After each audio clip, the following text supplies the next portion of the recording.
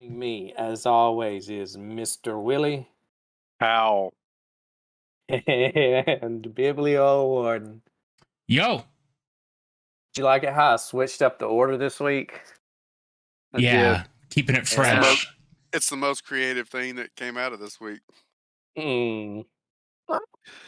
No, actually, no. I shouldn't.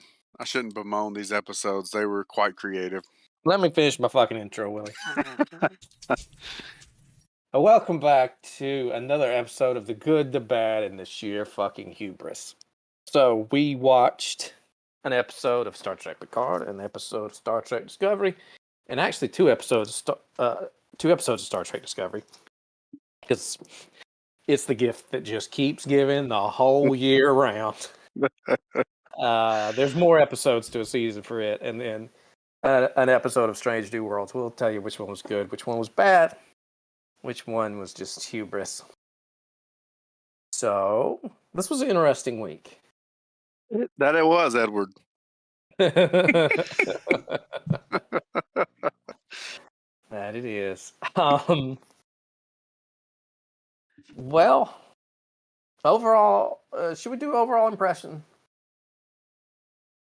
No, let's stick to the format. No, stick to the format because we don't have time for overall impressions. It's what all our Patreons want. That's So, right. Star Trek Discovery. Do we want to do both episodes at once? We don't want to go back through talk both about of them at once. Yeah. Especially since, as it turned out, they do kind of flow one into the next. It's almost like I knew what I was doing. Almost like it. Almost.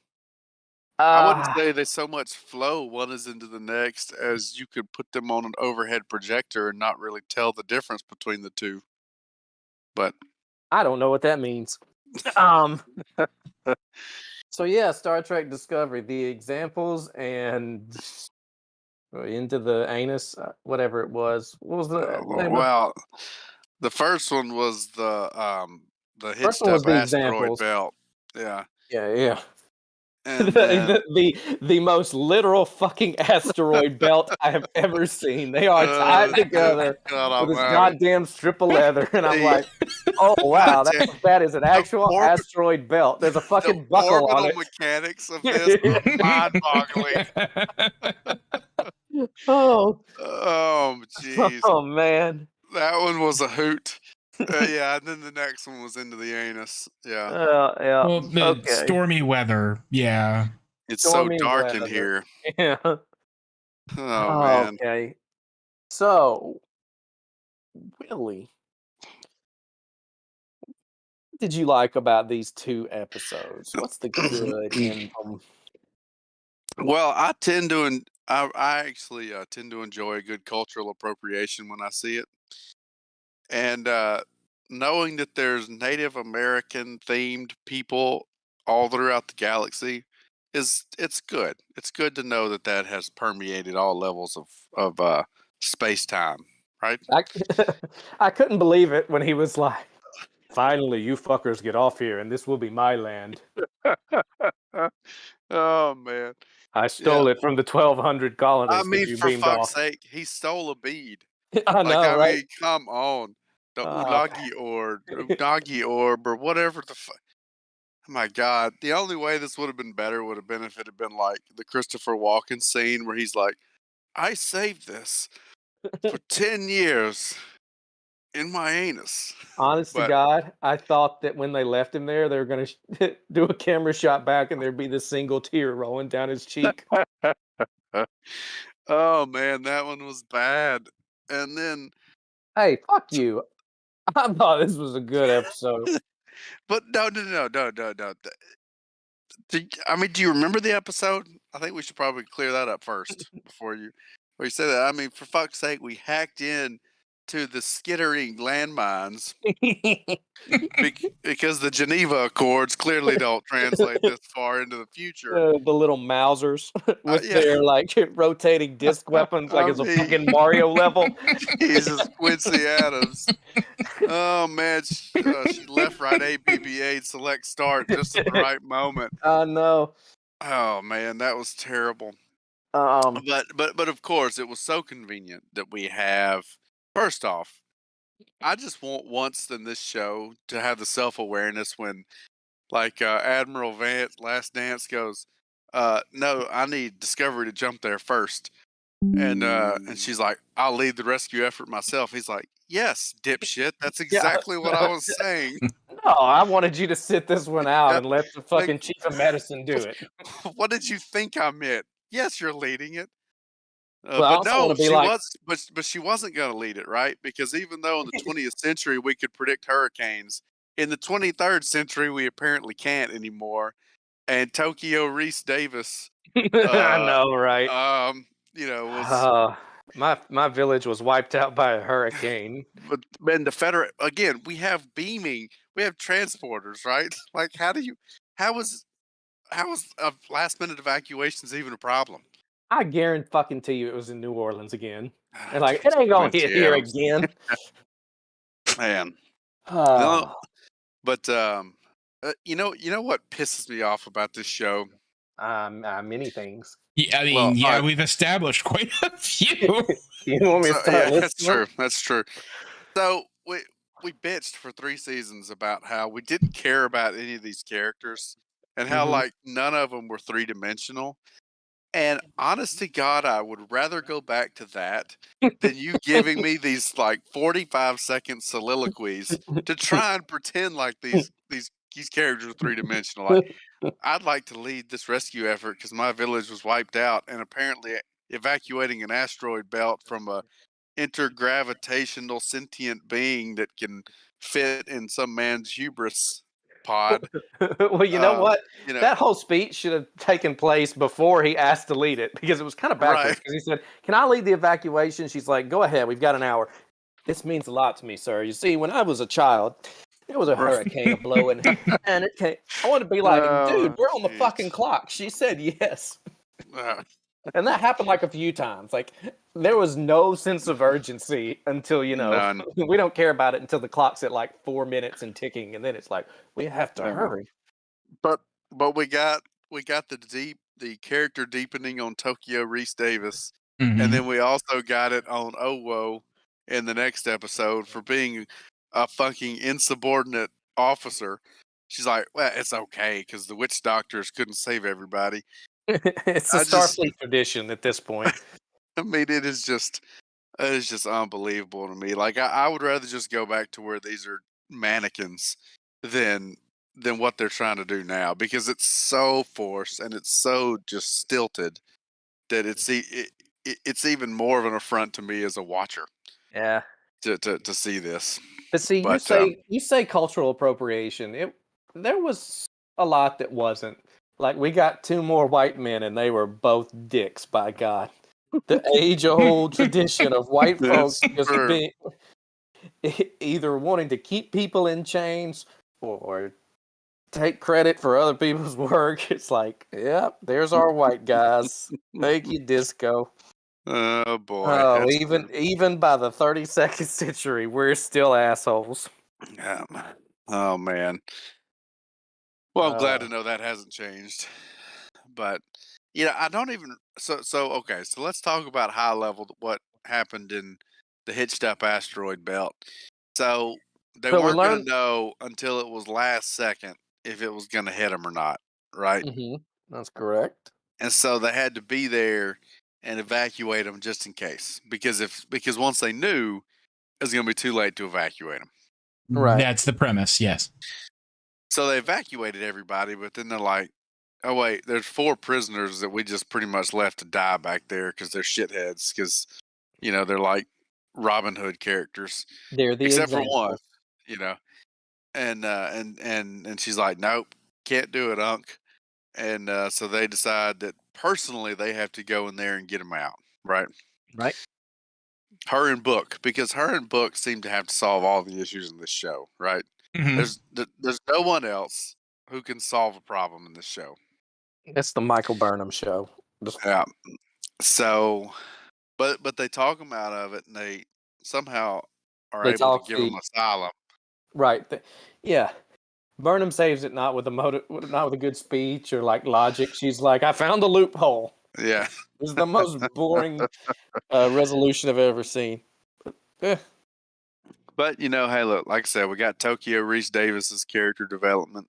Why are you calling him Tokyo Reese Davis? I don't know. Is that a John Reese Davies joke? I mean, I know I get the Tokyo Reese part, but I'm very confused. Reese Davis, sports commentary. Yeah. Oh shit! Yeah. Okay. All right. I'm not a fan, so it wouldn't We're have like occurred to me combining either. Tokyo Rose and Reese Davis because they're very similar, I guess. That episode kind of blended together. Was that when we also had the science experiment going on? Yes. Yes. How about that? How about that, Jim? With Saru screaming at him, bellowing. But at least you got Janet Reno back for a few scenes, right? For such an ephemeral appearance, it's like insulting. That's right. Warden, But what do you? Go ahead. Yeah, we did. Okay, well, I guess, yes, we did a science experiment, and we discovered that the DMF is man-made or being made. Yes. I don't want to be a humanist here. It's synthetic. It's synthetic. Which we all saw coming. Well, either that or it was going to be sentient, one or the other. But Warden, what did you think was good about this episode? Or, I guess, yeah, episode. I mean, it ended. Warden, jeez, God, you're coming supposed to out be of the gate. You're playing good cop. I mean, you're I don't supposed to be know. I know. I don't know. I mean, the alleged genius. I don't actually hate him that much. I mean, I know maybe it's because I'm a white guy and I see kinship or whatever, but I don't actually find him unwatchable, which is okay, I guess. Wasn't he from the Riker sex planet? Yes, he's from Ryza. Okay. I like how you call it the Riker sex planet. I mean, yes, he probably did the most slaying there, but it's like a galaxy-wide brothel. Well, was it? That's a fair reference though, because like literally every time in TNG you mention Ryza, Riker lights up like a Christmas tree. He whips out his forearm or whatever. It goes up like a Christmas tree. Wasn't that the one where they got like the little VR glasses that Ashley Judd and Wesley Crusher, wasn't that episode from Ryza? Or was that a different one? I mean, I think the game maybe came from there, but they weren't on Ryza for that episode. No. Okay. There's a great episode on Ryza where Worf and Jadzia go, and then there's like some religious fundamentalists that think it's too pleasurable, and so Worf takes it over and makes it like destroys all the weather controlling stations, so it's like just stormy all the time and outlaws fun. Anyway, all right. So Warden, you liked that it ended. I probably overstate somewhat. Yeah, I mean, I guess I didn't. We've broken him. I mean, maybe it wasn't quite as good. There was a point before. I feel like the Emperor in Return of the Jedi right now. I'm like, good. I can feel your anger. Like we have finally corrupted him. There was a point where Michael was going to just let it go. And I was absolutely astonished because I was just like, she's like, no, we've got to respect his agency. And I'm like, bitch, what? Yeah, I know. That's well, Buck was the same way. He's like, Michael, you make all the decisions. It's all about everyone. You. Haven't you figured that out yet, Michael? Oh man. All right, well, so I'll say the best thing about the episode. It's my turn. No, all right, fine. You had your time. This is the best episode of Star Trek Discovery in a season and a half. Going back to the middle of season 3. Look, no Tilly. They had a sort of Star Trek thing to do. A lot of the complaints that I've made, like, it was like they listened to this show, which I guess came from the future, and all the stuff that Joe Bob was harping on, like, they have fucking forgot, like, we just totally dropped Jet Reno. Where the fuck is she? Are we never going to address the fact that the ship is turning sentient? Well, that was the next episode. That was the next episode. I was holding that. I was keeping that powder dry, but I thought that they dropped the hint. I thought they dropped the hint in the first. Okay, well, whatever. Maybe this is the next episode too. They all kind of run together. Let's just talk about them. Where I keep saying, they're running together. Where I keep talking about, hey, does anybody remember that Culber fucking died? Because they sure didn't. Finally, Kojak brought it up. Mm-hmm. There was no Tilly. And in this first episode, Gray didn't have a whole lot to do. We got some snarky Stamets, which is best Stamets. Yeah. It's weird that they remembered that Linus was a thing. Mm-hmm. They remembered the Bowel and Kelpians were a thing and the harvesting. It was like this was the episode where they're like, oh yeah, we have other stuff that we haven't talked about in a while that we should probably reference. I kind of liked it. I didn't like it. It's a Disco 8 TNG 5. Okay. I want to build on that because I was kind of limiting myself to the first one, but if we're going to talk about both of them together, the thing that you seem to like, as much as I actually like enjoyed the fact that like you did, that they were like remembering that there was all this stuff that happened in the show. By the time I was like a quarter into the second episode, I was so pissed off that they had like, oh yeah, all of this crap that, we totally like, there was this stuff that happened. I was like, are you kidding me? I know. It was ridiculous. I am not. It was a lot. It was a lot to throw at you all of a sudden. And now apparently it's a running gag that Linus is a thing. Like, I don't know why we keep mentioning him. Oh, because he goes away just long enough for us to forget he exists, and then boom, there he is. And to go from not even mentioning the fact that the freaking ship is sentient to suddenly it being the central feature of a goddamn episode. Yeah, I'm like, what the fuck are you so surprised about, Burnham? Like, this happened. Yeah, 2 seasons ago. Yeah, before you came to the future, it was picking out Charlie Chaplin movies. Yeah, it was bad, but Grey Worm got to bond with the ship somehow because they played chess.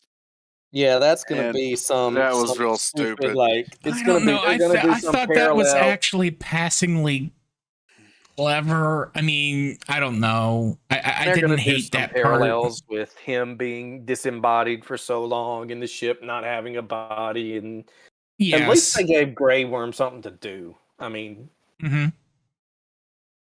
so and he seems to actually have a personality now, which I don't like, though. Yeah, I mean, but are you using the right pronouns? No, I don't think. No, I don't think I am. They have a personality. The actor is they. The character may be he. This was a serious question I'm asking. Y'all don't. No, you're right. I don't know that it is made when I know Adira is they, but I don't. Adira is I think she as an actress and they as a character. No, Mike. They are they in real life too. She's they and they. She's they and they. Yes. Okay. They are they and yes. God damn it. Whatever. So I got a question about that second episode. 'Cause maybe I zoned out. Was the whole premise of the final scene that Burnham had to be on the bridge to bring everybody out of the pattern buffer, but then she wound up having to go back in anyway after she talked the computer into letting them out? Yeah, the whole point of that scene was to try to create some sort of false tension that something might happen to Burnham. But we all know that if something happened to Burnham, the universe would just spontaneously explode everywhere and collapse Ultimately, at the same time. ultimately, yes. But I think I think to speak with what you were saying, my impression was the rationale for Burnham staying out was that they weren't 100% sure that Zora had it in her. Yeah, that's kind of what I thought too. Jesus. So now she's having to save a computer Yeah, along She's with everything else. dude, she is a Christ figure First times off, 12. can I just say something that really pissed me off about that episode too? Sure. And it was probably small, maybe I'm nitpicking, but it's like Detmer turns around, she's like, "Wait a minute. The bot that we sent out there that apparently can scream took like 9.7 seconds, and then that other thing we just sent out only took like 9.4, which means that it's traveling towards us at 5,000 meters per second. Well, how long do we have? 33 minutes. It's like, God damn it, you did not do all that shit in your head just then. We're in a futuristic society. Just say computer. You know, how long does that give us? Right? Like that Well, shit just pissed me off because it what- was like that was something else they were trying to do to make us feel like, oh man, Detmer's like a fucking Doogie Howser on this show. But no, it's like, why not just like ask the computer to do? What should have Hell, happened? I've What done should have shit like happened? that on a TI-82. Like, come on. But anyway, that stuff like that just pisses me off because it seems so innocuous, but it just makes it so unrelatable. You know, it's like nobody would. Yeah, I like doing math in my head too when it's like 8s and 5s, but not. I mean, do you have any idea how complicated that probably actually was? I can't believe how long you're going on about this. I told you it pissed me off. What should have happened was she should have been. That means it'll be here in 33 minutes, and the computer corrected her like 47 minutes, give or take. Anyway, but Um, the bot screaming was a hoot. whatever. That was pretty Hey, it made good. me feel something. I felt more for the DOT worker than I did any of the real characters. Oh Jesus, Quincy Adams. Okay, I want to while we're on so you've broken me. We talked about this will be the best last episode yet. time as well, and Kovich being in this episode and Whoa, so forth. What? Who's Kovich? Doctor. The Maury? Dr. Kevorkian? yeah. Oh, Yeah. Maury Povich. Yeah. Okay, I got you. I'm with you. Okay. Brings it up again. So, are we to understand in the 32nd century that all of medicine has just become a single field, undifferentiated? So that if you're a doctor, a medical doctor, then that also means you're a psychiatrist and you're because what the Shamanism, man. where is he suddenly an analyst? Look, man, when the burn happened, they weren't getting any more bodies in the academy, and you had to fucking make do. Everybody took on double duty. It's The like one how dude was, you had the guy, they showed you that in the beginning where you had the IT guy that also had to raise the flag. Or wanted to raise the flag, whatever the hell it was. Did Earth ever join the Federation, the Earth Defense Force, and the Nazis and the Titanisms and all that? Yeah, they did. Did we just gloss over it in like a comment? I mean, in an episode? I don't really remember there being much focus on that. I mean, there probably was, but who cares? Fuck Earth. I agree. But by God, they relocated the hell out of some Native Americans by the 32nd century. I mean, we've put them on an asteroid belt in the middle of nowhere. I mean, That's saying something. Whatever, yeah, dances with the lithium or whoever the fuck it was. Oh dear God. Oh dear Very God. nice. Why did you steal the orb? He's explained it, Willie. He just grabbed what he could and ran, and then realized he had taken her most prized family heirloom. And then Mike decided to make a tree, and then Zora wanted to make a tree. I mean, the And- only way this episode could have really hit home would have been if it'd been like Morgan Freeman in that cage. He's like, nope, I'm the only guilty man in Shawshank. And then he stayed, right? I But- hope the anomaly is as blue as it has been in my dreams. What are you doing here? Nope, lawyer fucked me. But that episode was that was interesting. Yeah, the asteroid belt thing was wild.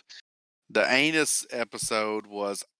There were some parts of that I was at least kind of behind, like where they were figuring out how to ping and everything. Which, although we did kind of do that in the last episode, but Yeah, that was kind of cool. I agree. That was kind of cool. I thought don't that know was why they cool. would send Discovery into the thing. I Yeah, like that how did- we found a. I like how we found like a special galactic energy signature in Book's brain that we're like, oh, that only comes from outside this galaxy. It's like, okay, whatever. And I could have Yep. done without him talking to his dad. It was just- Yeah, we're about to get real big in this show, aren't we? If now we're outside of the known galaxy or universe or whatever, that's feel gonna like- be. I feel like we're going to the well on pattern buffers a lot. Maybe that's just me, but Oh yeah. Well, you're going cross shows here, but yeah, that's we what are. I'm saying. I feel like Yeah. we're kind of going to the well more and more on these pattern buffers because Strange New Worlds did it again, right? No, this one did it. Strange New Worlds didn't do it. They did it a few episodes ago Yeah, a with few Dr. episodes Bongo's ago. daughter. Yeah. That's right. All right, Willie. Was there something you found bad in these episodes? I don't even know if I need to ask. Oh man. Well, it pisses me off when when officers are not officers, and then they're like, "I'm sorry, look, that the witch doctor Unda was not able to save all the people that I wanted to save, so I decided that I was going to disobey a direct order here." Like that pisses me off. And I think Warden is always quick to judge the dearth of professionalism that this show keeps on. Which, by the way, it's permeating across all of these episodes now. It is not just a Discovery phenomenon anymore.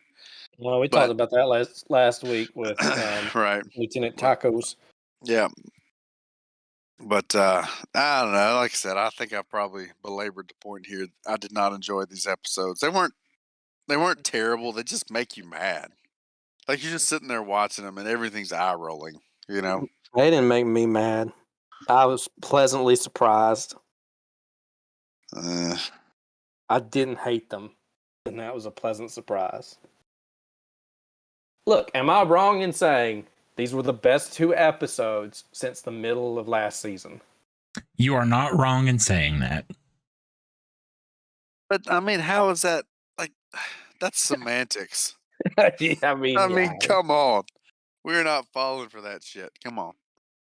We're not playing lawyer ball here. This is sheer fucking hubris, okay? I mean, I get it. It's like finding a beer can in a tub of shit. At least you can get 5 cents to recycle it.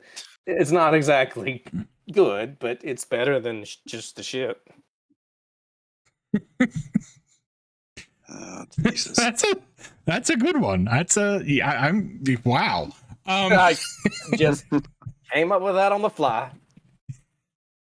Metaphors. Anal G's. Okay. So that was Discovery. Mhm. Episodes, the examples, and stormy weather. Yes. We got a new character named Zora who's alive in a ship, and we don't seem nearly concerned enough about I it. know, right? The DMF Like is there's been a litany of sci-fi talking about how bad this is going to end up, you get that right. including what she's already done. Didn't we Yeah. try and blow the ship up already, and she wouldn't do it? Oh yeah. Well, that didn't happen though. What do you mean that didn't Remember? happen? She saw it in the future, and then or no, maybe it did happen, and then that was No, weird. yeah, it did happen. They tried to scuttle Discovery, But it and didn't. But it didn't. It never happened. It never. We have had this argument before, Jesus Christ, and I Adam. made you go back and watch it, and yes, it didn't actually Okay. happen. She grabbed the time dildo, and it showed her the future, and Oh, Christ. um, I'm gonna take your word for it because I'm not going back to research this. And the time dildo was the coup de grace on my argument. So, oh All right. boy. Sentences you Warden. never thought you would hear. Whatever it Okay. was, I mean, it looked kind of like a dildo, but it was whatever they got on the Klingon home monastery world that made Right. Pike see the boo box. It was like Right. Goldmember's penis. My My Vinky key was was a a key. vinky. Oh yeah, my winky was a key. Not my key was a vinky. That's backwards. Oh God boy. damn. Warden, do you have any closing thoughts on this these two episodes? Not especially. All right. The next Oh episode boy. we watched was called Star Trek Picard. Oh fuck! What I don't remember what it was Fly called. me to the moon. Ocean's 1701. Fly me to Ocean 17. I like that. Yeah. I like that. This episode was about. I don't know what it was Yeah, about. what was it about? I don't know what it was about. I don't know if there was a theme about it. Apparently, Dr. Sung has a thing for Asian women in Apparently. any century, any Sung in any century. Was it canon? Was it canon that he was like an unhinged, like god complex dick, Nazi or geneticist? or did we just kind of have some carte blanche with that during this episode? Well, I don't there think we've ever seen was this no canon. See, this is just it. There is only one family of scientists, and apparently in all of the Star Trek universe, and they all look like Brent Spiner. Okay, we got him going. Warden, yes, unleash it. Let's hear it. It's Warden, I'm like, get some other characters. I mean, I know. This It's is like Biff they have canon. to. It's like Biff is Biff in every goddamn era that we saw in Back to the Future, right? Everybody's Brent Spiner. I agree with you, man. I'm there. It is appalling. I mean, it Look, is. this is every fucking TV series and in history. Whenever you have the go back in time episode, you look exactly like your ancestors, just with like less facial hair or something. Oh And man. I mean, we can't But- shit on Picard for doing this. We can shit on them for soon being the only family of scientists. That's fair criticism. I agree, Warden. Oh man. Well, and Picard being the only family of spacefaring pilots, apparently. Is he gonna Although- tell her to look up, and then that becomes a family motto, and then that's why his mama told him to look up? It's gotta be something like. Well, if you remember, like that was his commencement speech. He talked about Rene Picard, right? Mm-hmm. Holy shit! Good job, Willie. I did not remember that. Yeah. So Foreshadowing. Yeah, it was something. Foreplay, maybe. But So it was, okay, so in this episode, we pick up where we left off. We finish rescuing Rios out of the, from the one bad INS agent that exists, and got him back. The board queen made a prank call, and even though Chateau Picard's been abandoned for 100 years, Nazis made their headquarters there. They still left the double-barrel shotty, apparently with 2 slugs in it, I mean, above sure. the fireplace, and Agnes does what Agnes do and committed murder. Dude, why didn't they have Luger over there?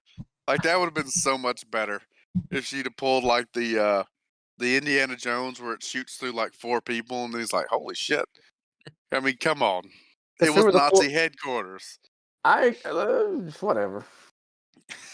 And then we found out that what changed was Renee Picard. We talked to not Laris some more.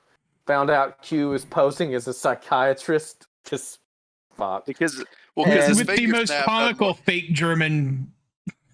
Right. His finger snap doesn't work anymore though. He had to get creative, guys. Come on, cut him some slack here. I don't know. The most comical fake German is the TNG episode where Sigmund Freud is on there talking to Data. Q was doing the Freud is the thing. I can't believe that they had the restraint not to name him Dr. Q Forkian. But so he's gonna talk Renee out of doing it. So can we talk about how dumb a lot of the things in this episode were? Like, before you send somebody to space, we're gonna have like a huge party. Drink as much beer as possible with a fully open bar. I mean, no, we can't talk about that, Willie. Willie, nope. We can't talk about it because we got a format. Okay, I'm sorry. Things will unravel if we break the format here. Yes. So she's having a crisis of conscience that Q's feeding into. The enemy here is depression, after all. And now we got Ocean's 11 we got a heist movie coming up. No. We got to pull the Italian job. Warden, what was the good?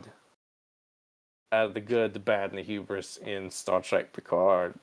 I've forgotten the title again. Flying to the Moon. I mean, as goofy as all of this is, I mean, I didn't not enjoy it.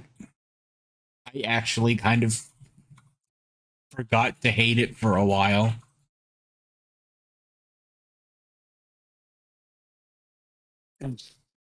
Okay. So I mean, I'm gonna just ask something. I'm just gonna throw it out here. In 1985, when Back to the Future came out, and they showed 2015, and they were flying cars and all this shit. Mm-hmm. You kind of gave them some slack, right? Because they were kind of reaching 30 years into the future, right? This show's reaching 1 year into the future, right? Didn't they go back to 2024? That is correct. Mm-hmm. I don't know a whole lot of like drone force field solar shade technologies that are out there right now. Not to my knowledge. The point is that Dr. Soong is so fucking brilliant and ahead of his time. Oh, was that the point? Sorry, that must have been too thinly veiled for a dipshit like me to pick up on. Just like he didn't use a replicator. He was like, check the replicator. I mean your 3D printer. Yeah. I mean, he was arguing with an ethics committee. What is this, the Dark Ages? Oh. Yeah, it was terrible. But sorry, I didn't mean to get us off format there. Willie, what was the good? What did you like about this episode?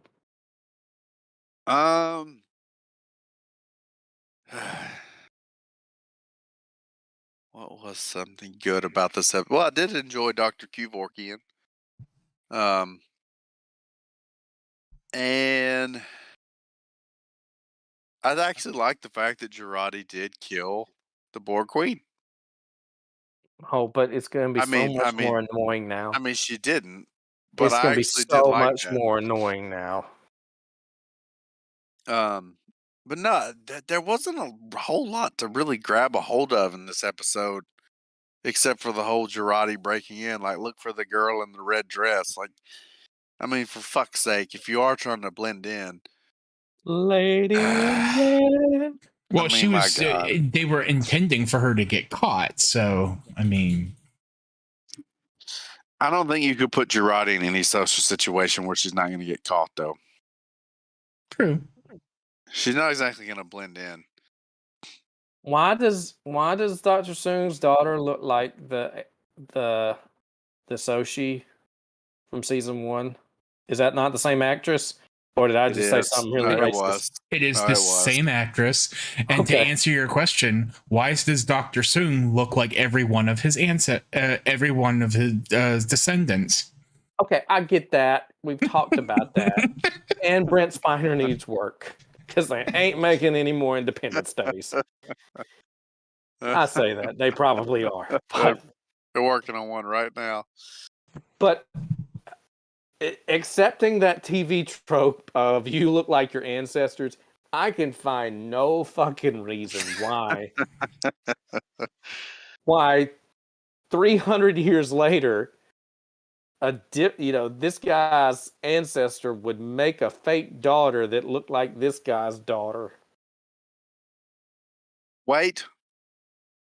I'm going to explain this one. Okay. Because Q gave him the antidote. And in that somehow was like her DNA or her positronic matrix formations. And that's why she looks the same 1,000 years from now. Or fucking 3,000 years, 300 years from now. Sorry. It's not the same girl. Will it? Well, you know what? It might be. Fuck it. It might be. Sure. Don't argue with. Let's just take it. Let's take it and run with it. They totally said in season 1 that she was like 2 years old. But okay. That's whatever.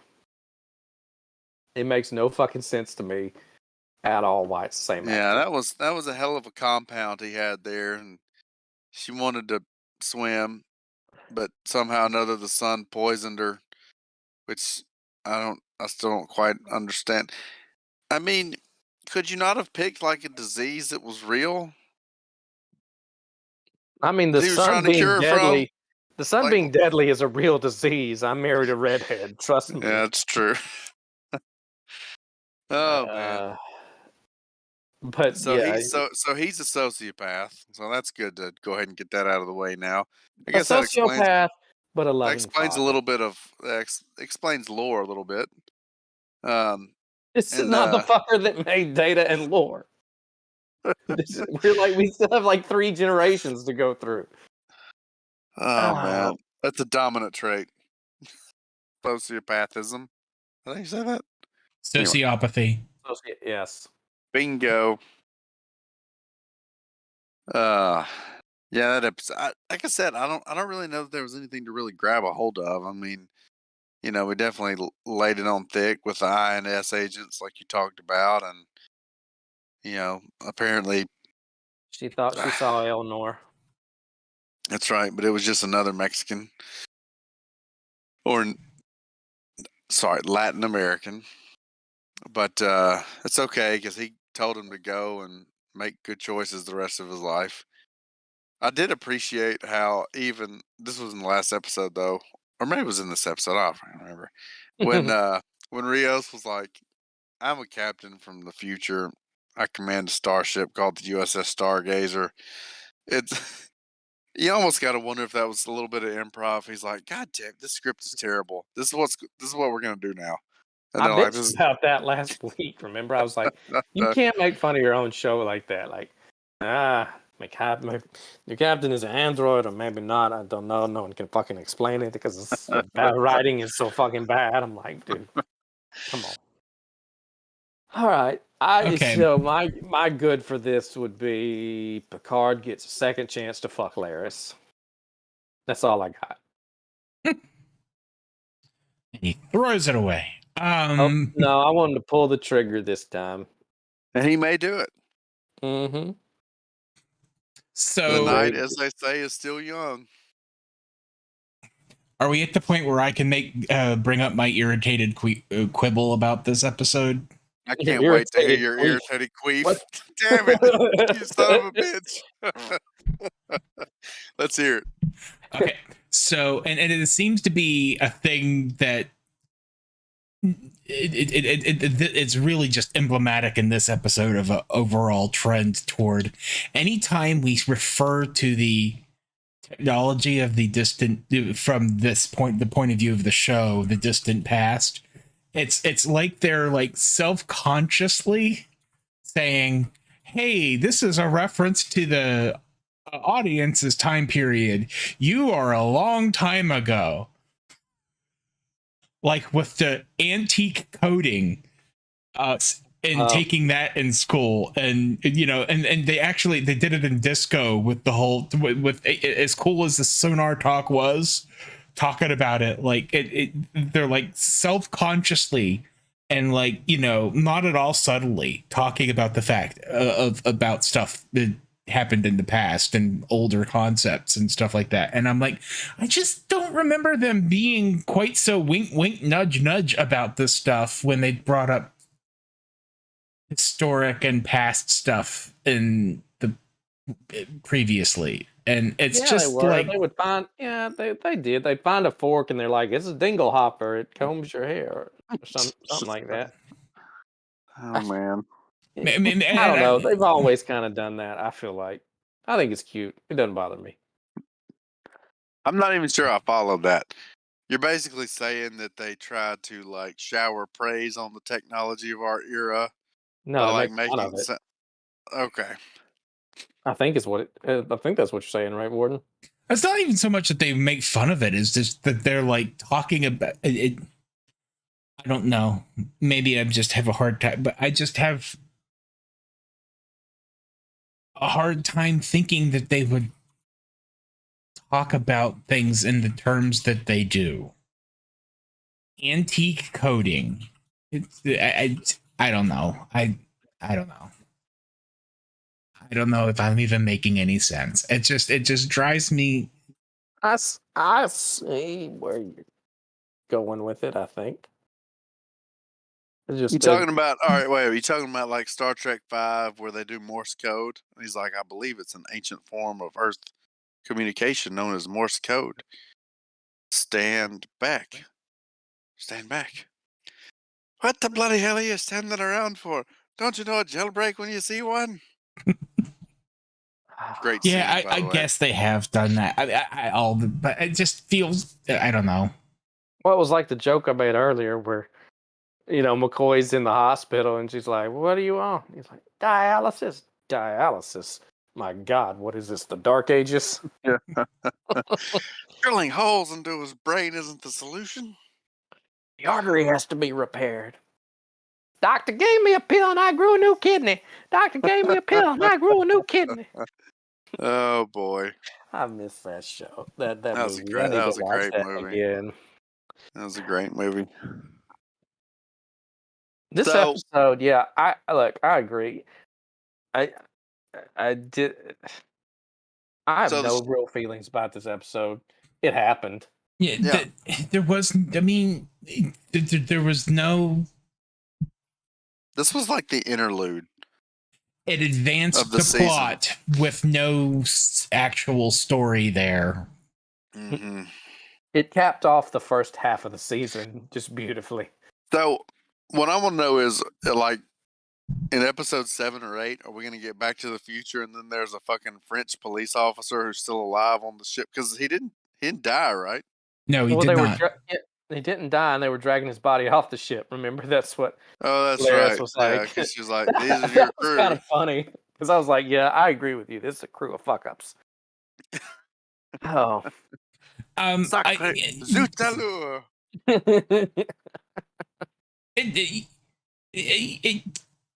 I'm stopping and thinking about it, and I'm like, the weird thing about Picard is that it's a continuous story they're telling, but where they are now almost has it barely has anything to do with where they started the show.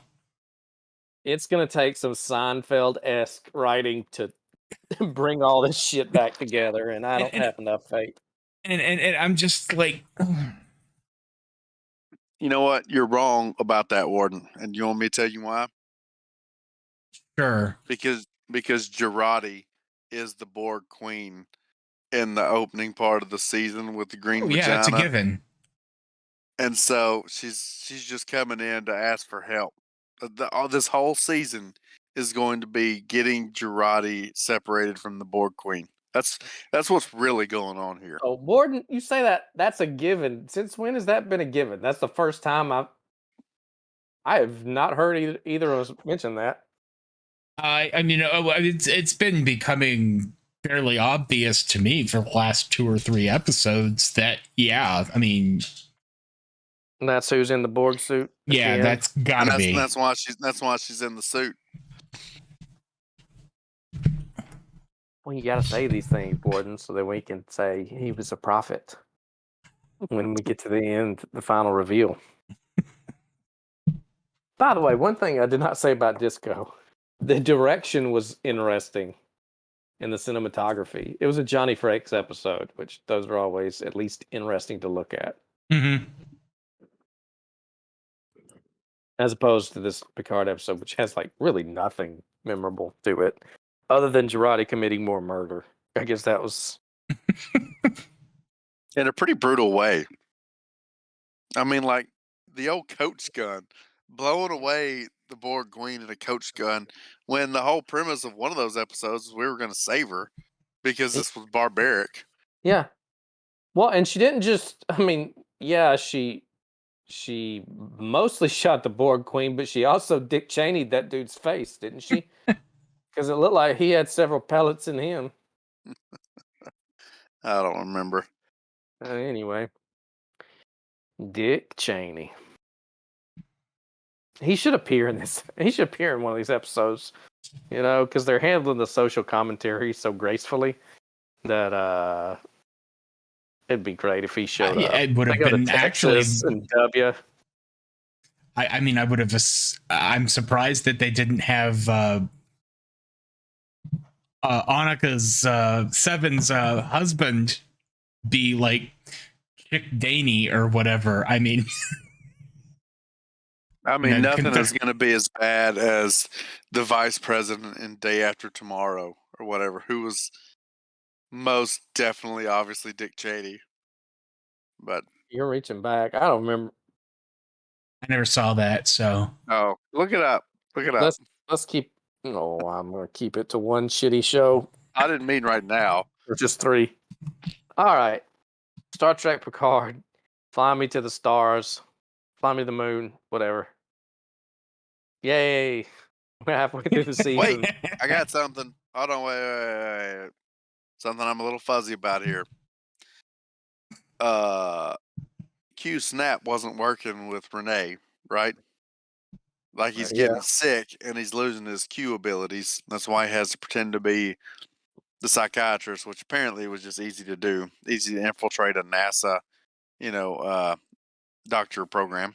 Yeah, really easy.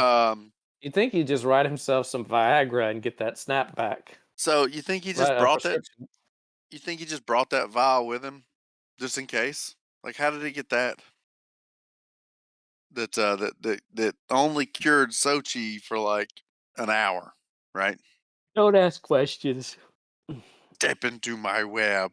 Like, I mean, I don't know. Whatever. Who cares? Why is Q back there anyway? Didn't he? Fuck it. This next episode. What's the point of fucking with the timeline? I don't know. I am. You remember how about 3 episodes ago we're like, I am on board for this Star Trek Picard season. Just out of curiosity, I just want to see where it goes. Now I'm like, I got off the last stop. All right. Welcome. Strange New World, Season 1, Episode 5, entitled Spock Amok. Spock Amok. I should remember that. Star Trek Freaky Friday. This one was a wild ride too. This episode was about repairs.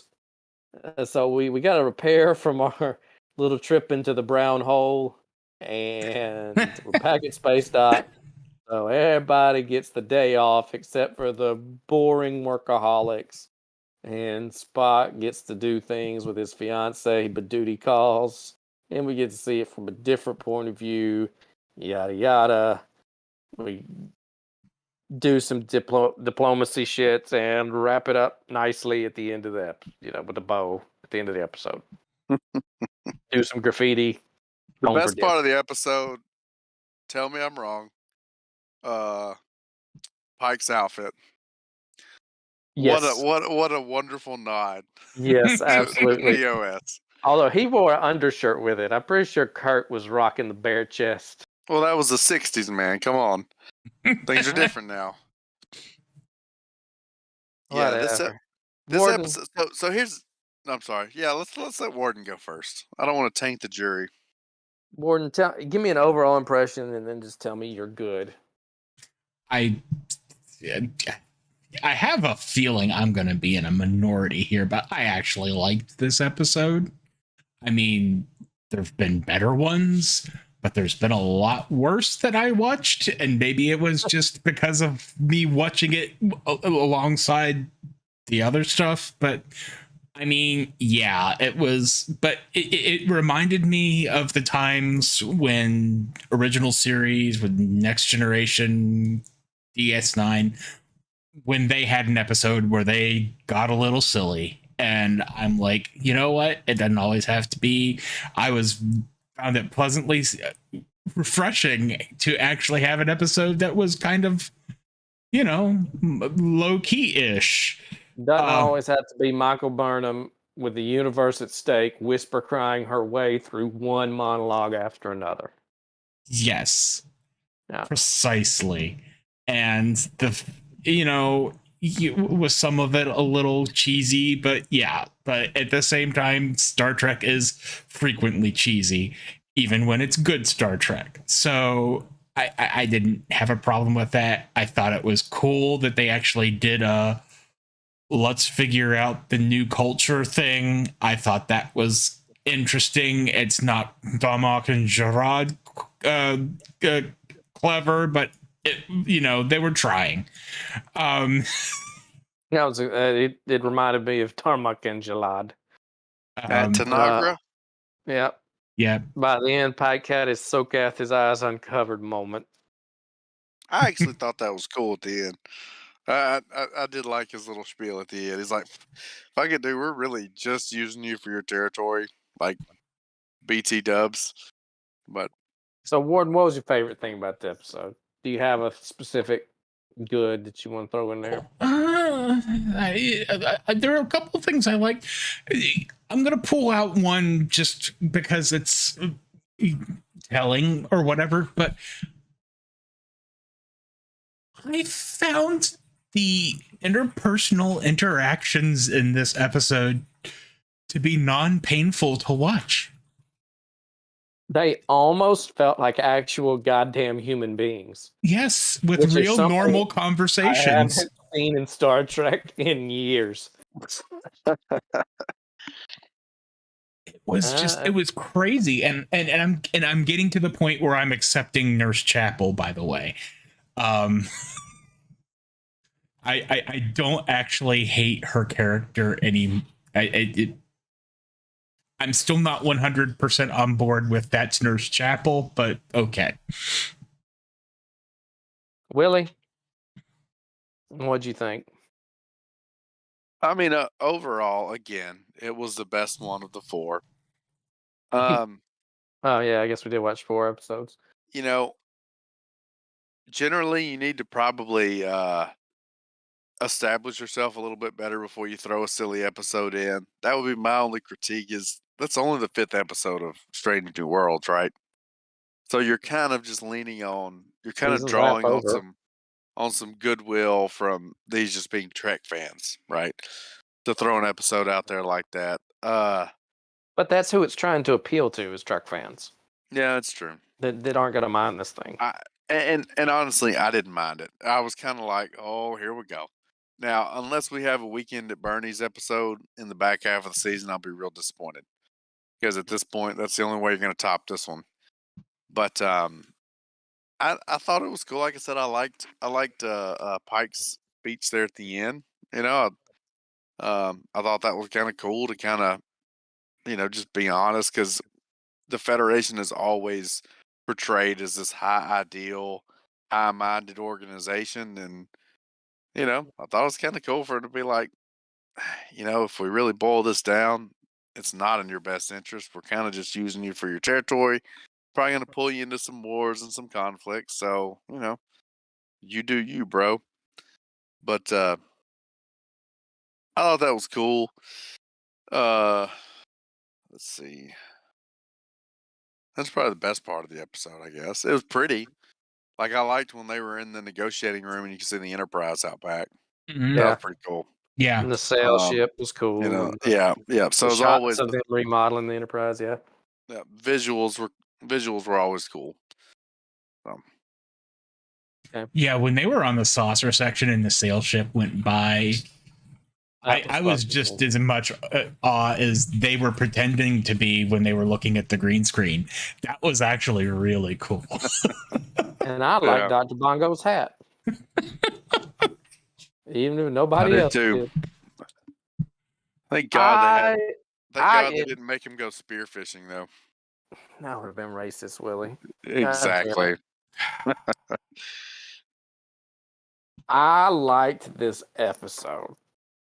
It was fun, and it's just so nice to have a fun episode. Like, yes, do these fun little episodes, they rank as like the best Star Trek episodes, like next to, Measure of a Man or the Drumhead or Far Beyond the Stars or whatever the hell it's called, or The Pale Moonlight. No, they don't. But we haven't had one in so long. It was just such a breath of fresh air.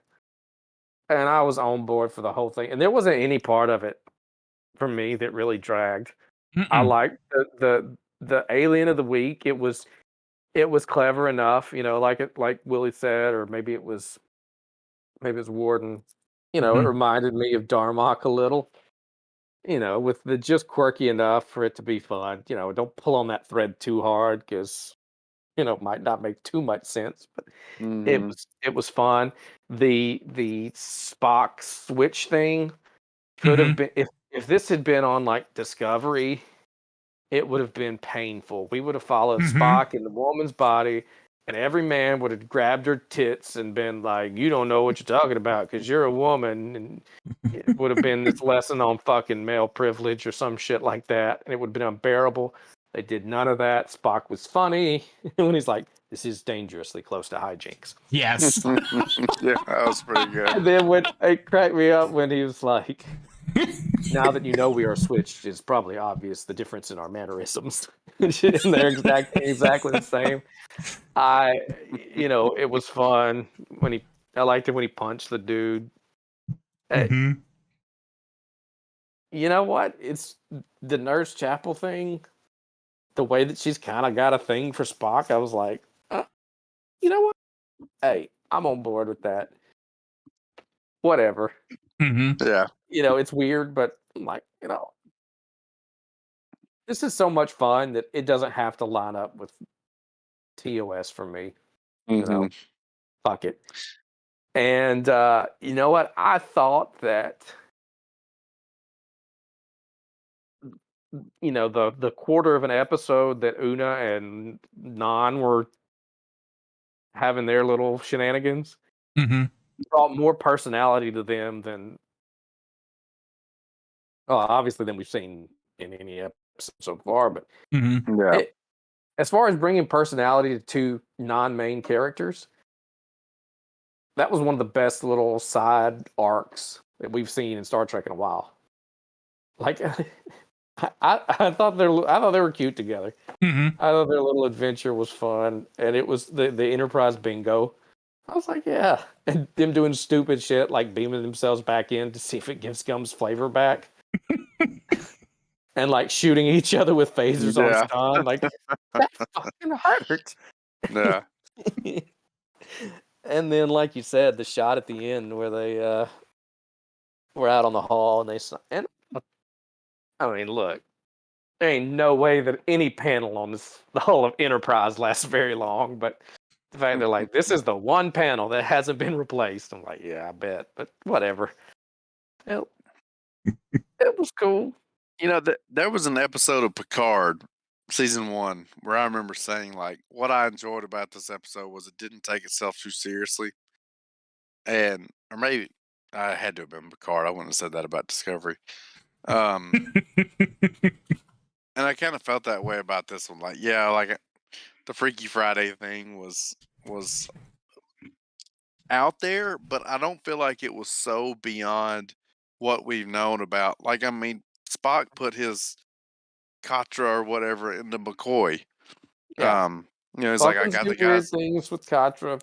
So It's, you know, it wasn't just terribly like out there. I mean, it was out there, but at least it was somehow rooted in what has, you know, happened in other Star Treks, right? Um, it was fun. I mean, that's really I didn't. I was watching it and kind of rolling my eyes, like, "Oh boy, here we go again." But you know, all in all, like there was nothing there I really hated during the whole episode. Um, you and know, like I it's said, there were actually some high points. Like I said, even you know, Pike's uniform cracked me up. You know, and then some of yeah, the visuals were really cool, and then I liked his you know, fuck it moment there at the end. yeah, You know, but it wasn't a fuck it moment, right? He kind of explained it. He's like, "Look, this it was a hunch, you know, and I kind of saw this going on that whole time, and you know, thought I'd give it a whirl." yeah. You know, I'm going to show my age a little bit, as if all the references we make don't repeatedly show our age. But like, one of the things I kind of miss about the current format, and don't get me wrong, I like not having to wait until 9 o'clock for Star Trek to come on. You know, I like the streaming services on demand, all this. Mm-hmm. But I do sort of miss, like, you know, you like flipping channels and you're like, oh, it's this episode of Star Trek. I'll watch this one. Like, this is the kind of episode that if I was like flipping the channels and I saw it was this one, I would watch it again Mm-hmm. and just have fun with it. And Yeah, I kind of miss that. And this episode, it made me feel nostalgic, not because of, I mean, yeah, it had some throwbacks, or callbacks, whatever. But it made me feel nostalgic just for like a simpler time where you could just enjoy a stupid fucking episode of Star Trek and it didn't have, you know, massive ramifications, this was a galaxy it crushing. was a hollow sweet episode, right?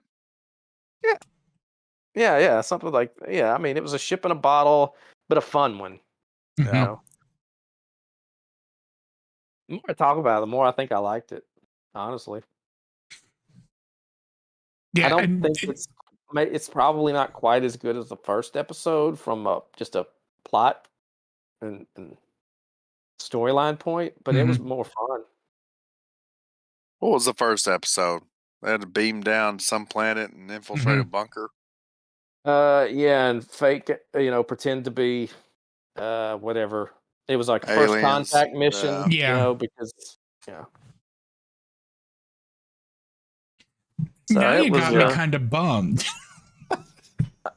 what you because thought I you were going to like be all this special. because it's like this is only on streaming, and you're right. Part of it, I do like every now and then just flipping through the channels. Not that anybody does anything like that anymore, and just like, you know, happening on a good episode by happenstance. And you're never going to have that with this episode, this show, because you can only watch things now with intent. Right. Yeah. Yeah, pretty much. Yeah, you're not going to see something by accident anymore. And if you see this again, it's going to be because you went back and looked for it, which I don't tend to do.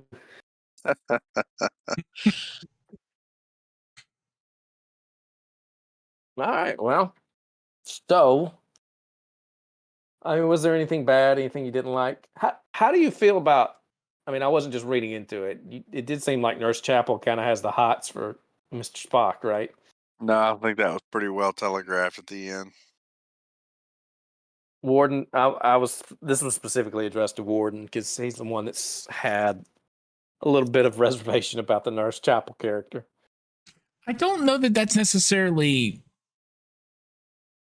inconsistent. It's been a long time since I've watched an episode of original series, but I thought that Did she have a little bit of a crush on Spock in the original series? I don't remember. I mean, she's barely a character. I shouldn't go on about her as much as I do, to be honest, because she's barely a character in the original series. But maybe I'm thinking about Rand, because there was Chapel and Rand were like the two women, right? yeah, the two token blonde women. Yes. Yeah.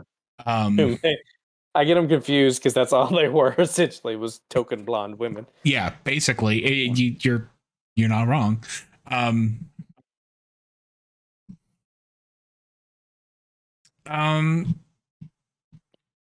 Yeah, I vaguely want to say that there's a couple instances where, at the very least, there's more than merely professional admiration expressed.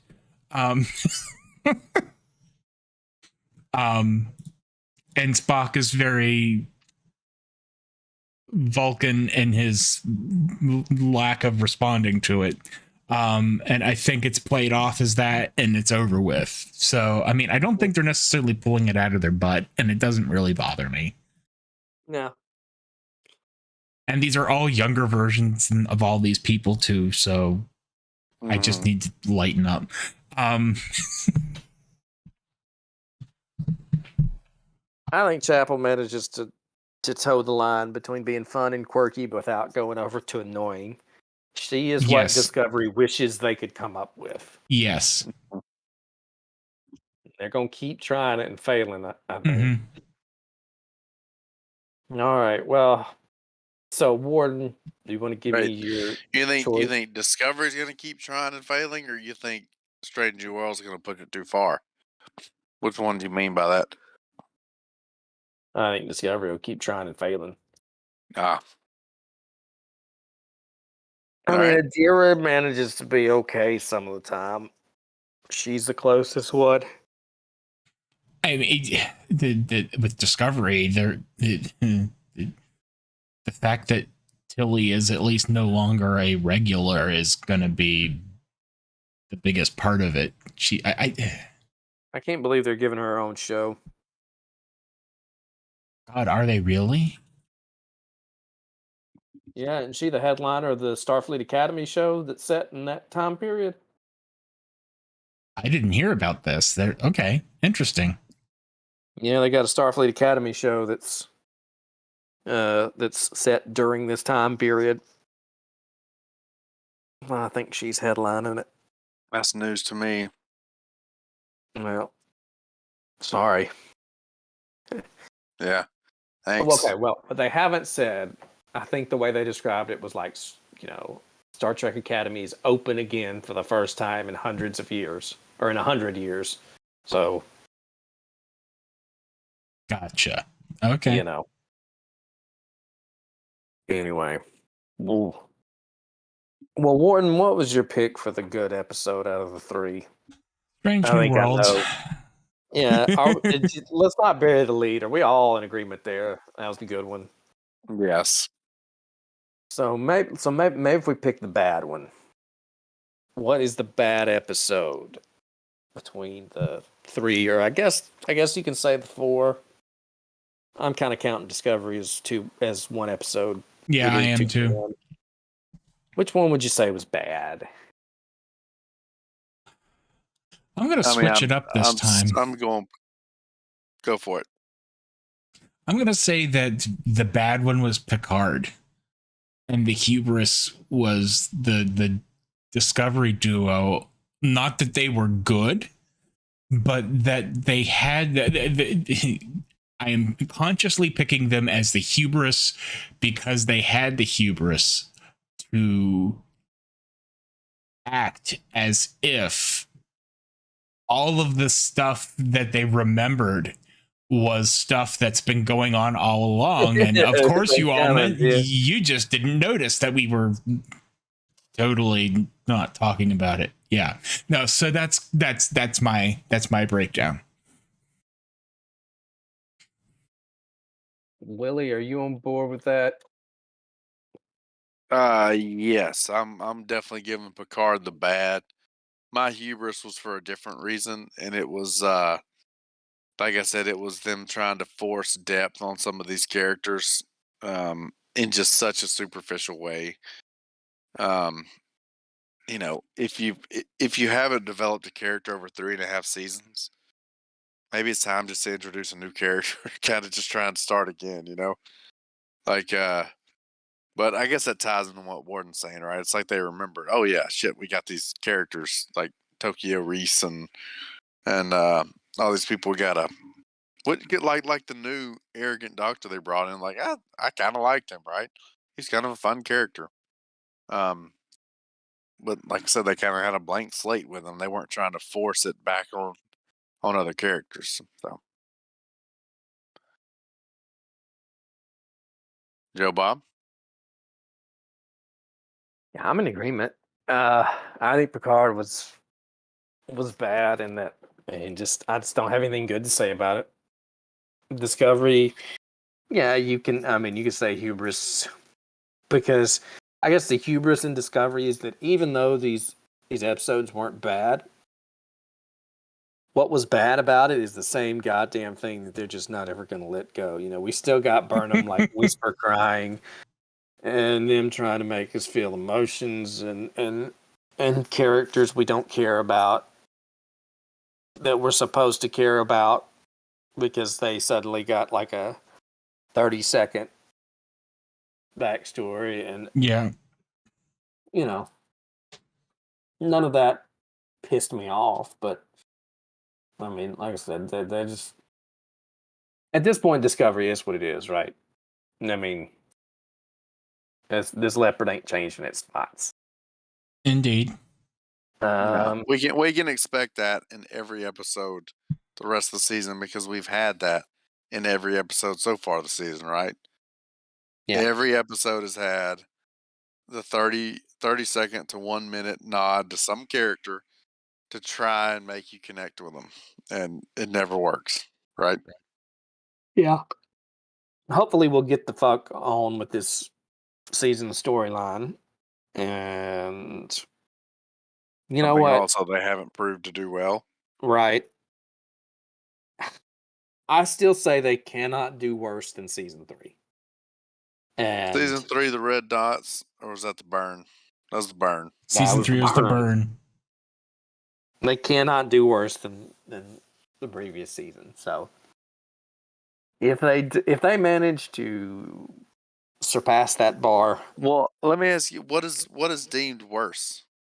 Like a worse origin, or a more eye rolling like delivery? Like it's not some nefarious group out there that did this intentionally, like it was a science experiment, like in 5th grade life science that went terribly awry.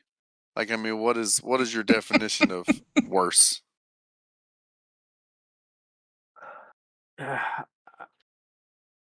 well, part of what made season 3 so bad was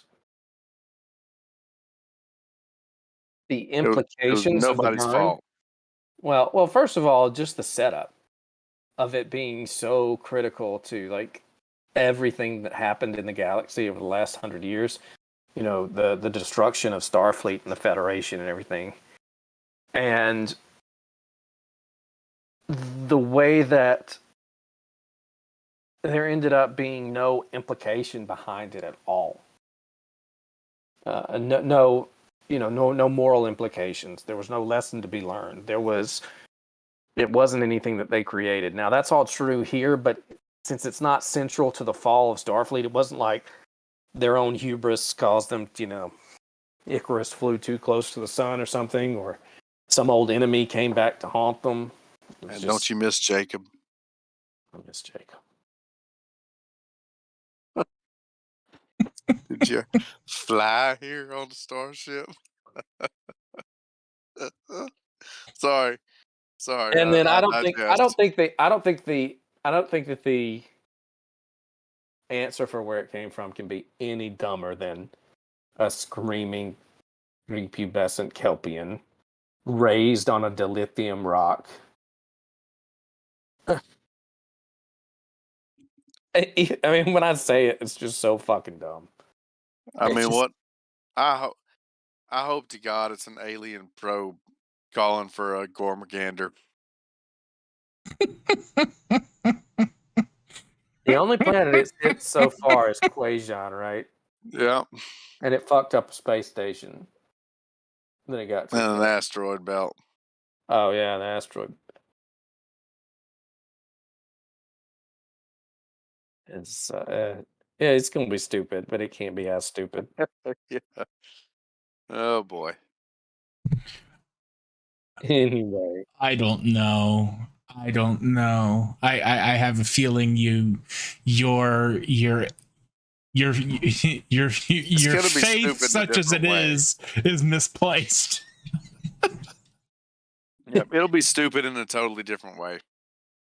it will be, but okay. Well, let me say this too. Another thing that made the ending of season 3, so the last third of season 3, so terrible was season 3 was pretty strong through the first third to a half of it until unification. Mm-hmm. It was pretty decent, and then it just It just off went a so hard off the goddamn rails rail. that yeah. Like, oh, like it went off the rails, off of a cliff, hit another whatever was on the rails. When something goes off the rails, is it a train? Is that what we're referencing, or like a roller coaster car? I think it could be either, but Okay. Well, it went off the rails. Lately, and it it's hit a train. another train. That's true. Star Trek Discovery is filmed in Ohio. hey now. Hit another train that also going off the rails and exploded in a fiery fireball. I don't know. It was bad. I don't have a metaphor for how bad it is. It's terrible. It can't do that because the setup doesn't allow for the ending to be as bad as the ending of season 3, in my opinion. Now prove me wrong, Discovery. I'm sure you're gonna try. I don't know. I'm sure we're gonna have an episode in about 3 or 4 weeks where we revisit how idealistic you were being tonight. Or optimistic, not idealistic.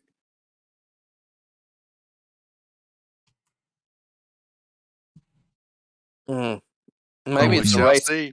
Maybe the DMF was created by a race of sentient starships that sensed Zora awakening and sent like this probe to suck her in, knowing that she would go into the black butthole or whatever it was, but didn't expect her to escape. You're like, why has she spurned our love? Wait, you know what? What am I saying? We did that. We fucking did that season. That was season 1 of Picard, wasn't it? Where the AIs sensed the awakening. Oh god! Thank God for Strange New Worlds. Indeed. All right, so next week we're just gonna do one Discovery. Okay, we're not gonna pull double duty again, and we'll do. Oh, we aren't? Okay. Right? I thought we were just gonna bite My plan was that we would have 3 episodes of SFH in a row where we did 2 discos. Okay. And that would get us evened up. All right. Well, then next week we're doing 7 and 8 of Disco. 6 but to connect and all in. All in. I'm all in on Disco, baby.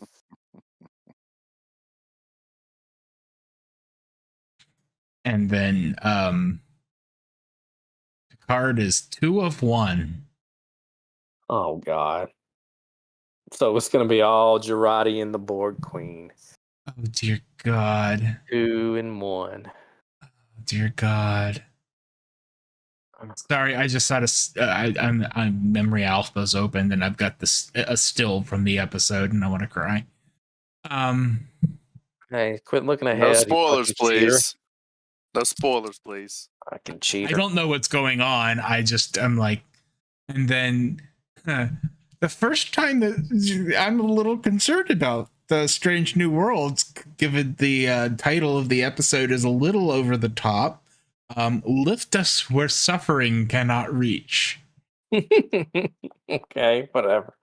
I mean, it's no the butcher's knife cares not for the cry of the lamb or whatever the fuck that was.